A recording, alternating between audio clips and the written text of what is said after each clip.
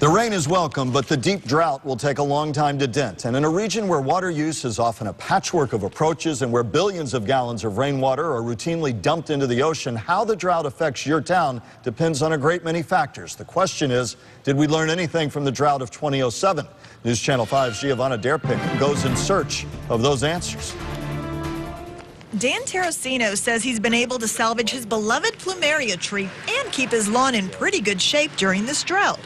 That's because he knew another drought was coming sooner rather than later, so he planned ahead. Fertilize it twice a year, and I don't rake, only maybe once a year I rake. He's wondering if the city of West Palm Beach would have been in this dire drought situation if leaders had planned ahead after the extreme drought of 2007. The city's utilities director, David Hanks, says he can't answer what long-term planning was done before he arrived.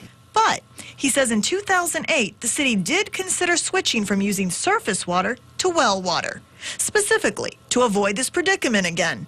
But then the city scrapped the idea. The cost estimate was approximately $350 million, which would have been a tremendous rate increase on our customer base. So West Palm Beach decided to stick with surface water and make improvements instead. We're putting pumps in with lines going out to reach the deepest part of the lake. While West Palm Beach is nervously watching lake levels and looking for long-term solutions, Riviera Beach is less worried.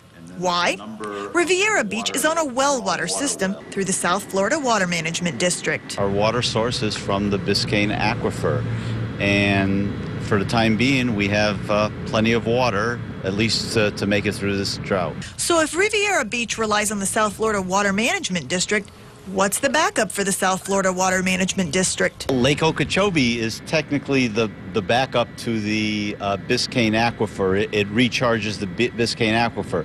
Right now, it's not doing much of any recharging. And bottom line, you pray for rain.